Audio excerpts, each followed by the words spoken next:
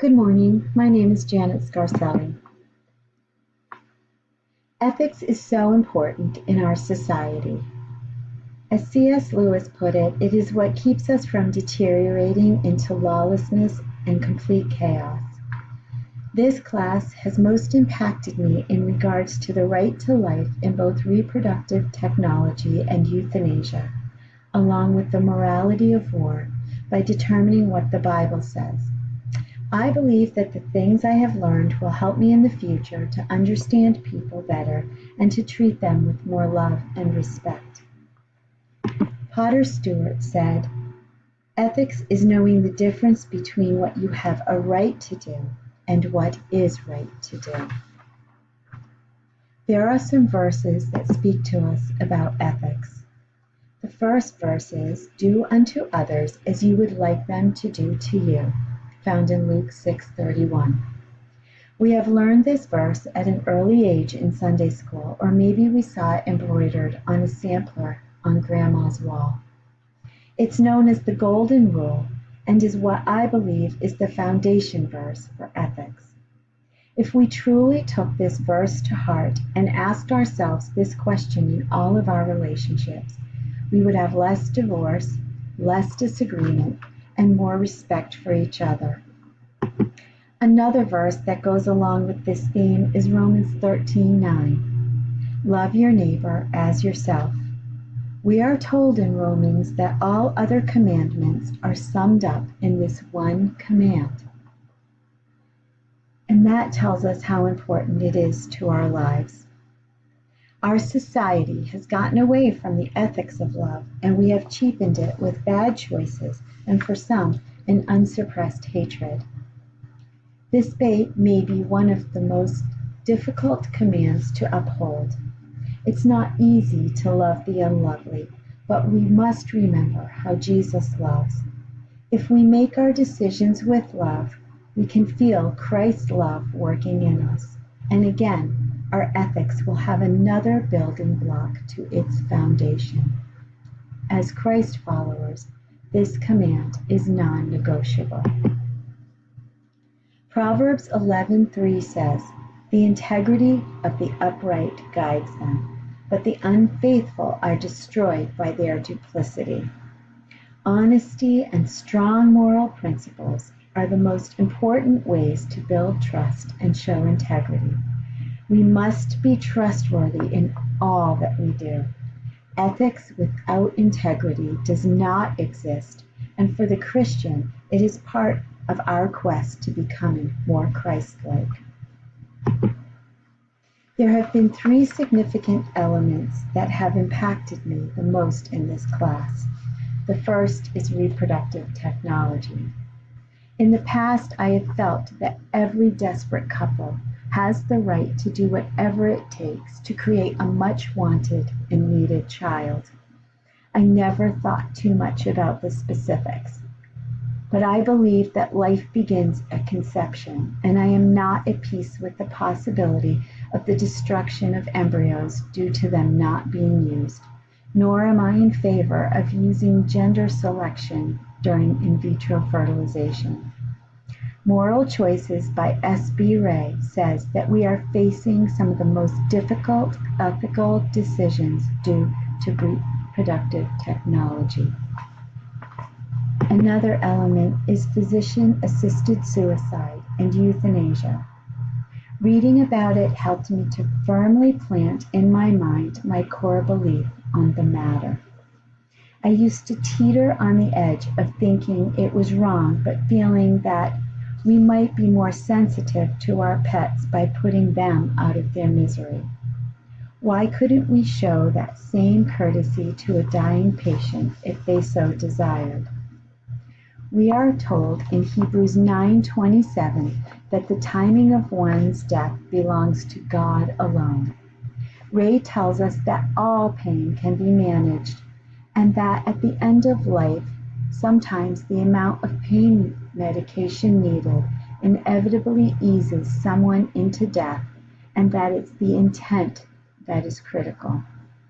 The real question being, are we looking to ease pain or to end someone's life? Intention makes all the difference. The third element that I didn't especially enjoy reading about, but I found a clearer intent, was the morality of war. I still have many unanswered questions on this subject and must work at building a clearer biblical worldview.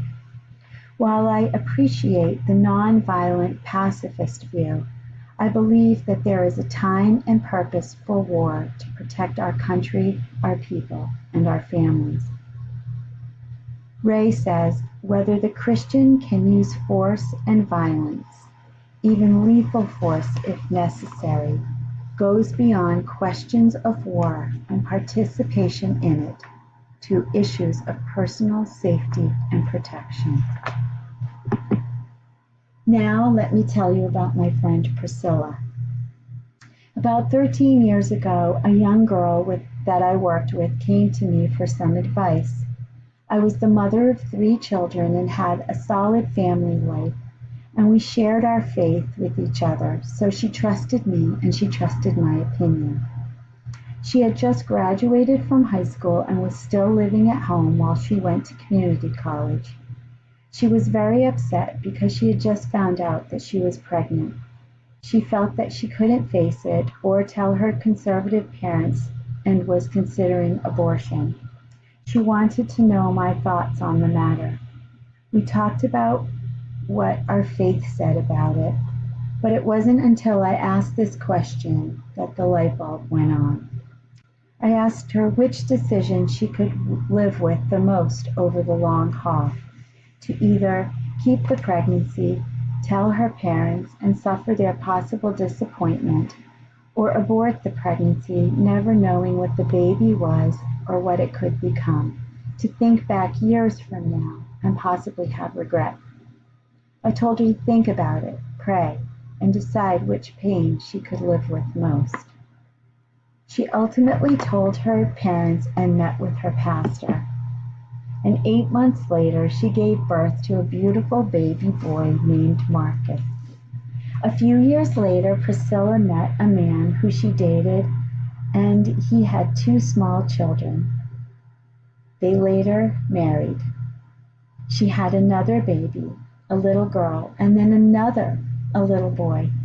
Now they have 5 children, all growing as a united family, without that empty spot that would have been Marcus's had she chosen abortion. He was given the right to life and a place in a beautiful, complete family. I believe that God has richly blessed her decision and has given her many of the deep longings of her heart through her children. Pastor Shane Edelman writes about the regret of abortion in his article, My Child Would Have Been 22 This Year. 22 years ago, he agreed to his girlfriend's request to have an abortion. Now he is still filled with regret for a lost child and how he failed God. But he says that through God's unfailing love and compassion, our hearts can be healed and forgiven. He states that we must take a stand for the value of human life and speak out for its protection. Ethic is an intricate part of the Christian walk. We must be prayerful in all our decisions, keeping the value of human life as a top priority. We must handle every situation with integrity that comes from honesty and strong moral principles. God has given us the precious gift of life, and we need to protect that gift in birth and through the journey of death. There are times when our path may become narrow or we may step away from our faith, but we have a promise that God will always be there waiting for us with love and forgiveness, ready to guide us on to His ultimate plan for our lives. The way to true peace in this world is by submitting in everything to Christ, and then every mindset will be put into its rightful place, our ethics, our attitudes, and our purpose.